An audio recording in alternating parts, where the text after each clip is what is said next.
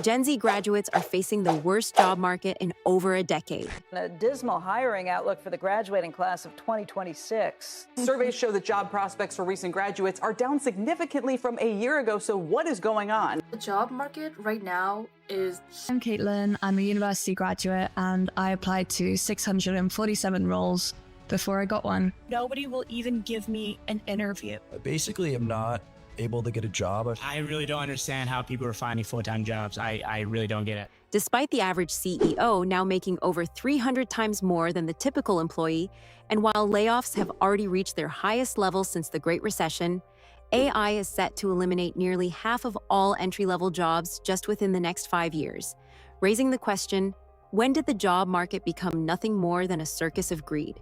Between January and September 2025, there have been more than 946,000 job cuts announced, with roughly 300,000 from the government sector. We are seeing a decoupling of growth from employment. The signals are quiet but definitive. Companies are becoming ghost hirers, posting roles to project stability while freezing actual headcount. The American job market is officially in a frozen state.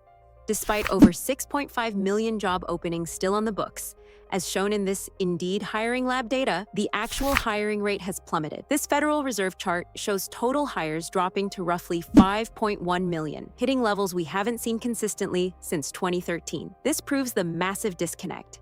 Companies are keeping openings listed, but they aren't actually pulling the trigger on new hires. Recent BLS revisions even show we added 400,000 fewer jobs in 2025 than originally thought. It's a market high on postings, but low on actual opportunity. Following the Industrial Revolution, the market moved through 3 phases. First was the Industrial Era, then the Service Revolution. By the late 20th century, we entered the knowledge economy. During this period, specialized cognitive labor was the ultimate moat. Global GDP tripled between 1990 and 2020, fueled by this professional class. But that moat has been breached by generative AI.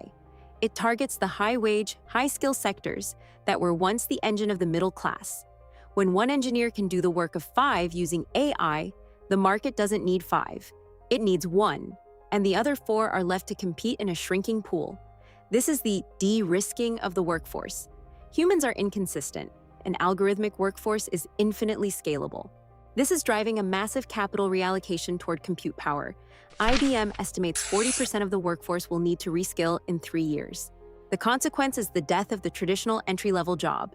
Junior roles are being eaten by automation and AI-driven code generation. Graduates are increasingly forced into service roles, not because they lack education, but because the middle rungs of the career ladder are disappearing. What remains is a winner-take-all hiring pool, where opportunity concentrates at the top and access narrows for everyone else. We are moving toward a project-based economy. The traditional 40-year career at a single firm is an artifact. The freelance economy is growing 3 times faster than traditional work. This has been a rising tide for many years now, and actually it's more and more a choice that people are making because they really want to work flexibly for themselves. They want to have their own kind of shingle hung out as an entrepreneur and frankly feel more control over their future in an economy that is very uncertain. Future workers must operate as micro-entities, managing a suite of AI tools to deliver specific outcomes. High-touch human industries like healthcare will hold value, but anything involving info processing is under extreme pressure. Your skills may be worth nothing in 3 years, not because you failed, but because the cost of those skills dropped to 0. This is the ultimate challenge of our time. So, how do we define value when labor is no longer commercially viable? Efficiency is the new priority, not human employment. We are witnessing the shedding of an old economic skin. The question is what to do when the market no longer needs us. If the market doesn't provide stability, the state must. But the state relies on tax revenue from human labor. If labor value drops, the tax base collapses. We are creating infinite wealth with fewer and fewer earners. This leads to a crisis of consumption. If workers don't have wages, who buys the products the AI makes? The entire cycle of capitalism is under threat. We are seeing the rise of post-labor theories in policy. World Bank data shows a decline in the labor share of national income.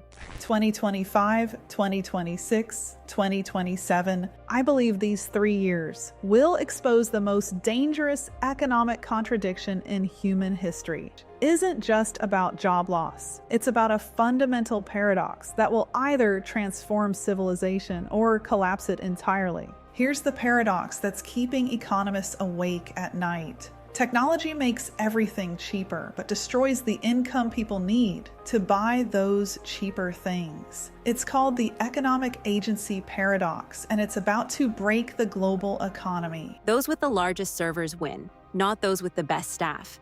This is the compute divide mirroring the machine divide. For the individual, the path forward is narrow. You cannot compete with AI on speed or volume. You can only compete on judgment and empathy. But judgment is being codified into LLMs, and empathy is being simulated by effective computing. This leaves us with a fundamental existential crisis. What is a human for in a world of perfect automation?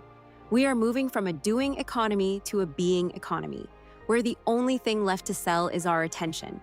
Some analysts argue we may be entering an era of the sovereign individual. This transition is difficult for those who value stability, but it also creates new opportunities for those who can leverage intelligent machines. A growing divide may emerge between those who use AI effectively and those whose work is heavily automated. Some economists believe this could become one of the defining economic shifts of our century. By 2030, researchers expect project-based and flexible work to become more common alongside traditional employment. Digital platforms and algorithmic systems are already reshaping how performance is measured and how companies scale. Access to computing power is becoming a major economic advantage. Some analysts describe this as a potential decoupling between productivity and employment. Even highly skilled professions are beginning to integrate AI tools that assist with complex cognitive tasks. This represents one of the most significant technological transformations in modern economic history. As automation expands, the structure of work, value, and opportunity is evolving in real time. AI is no longer an abstract threat. It's causing job loss right now, and the headlines, they tell the story. The Massachusetts Institute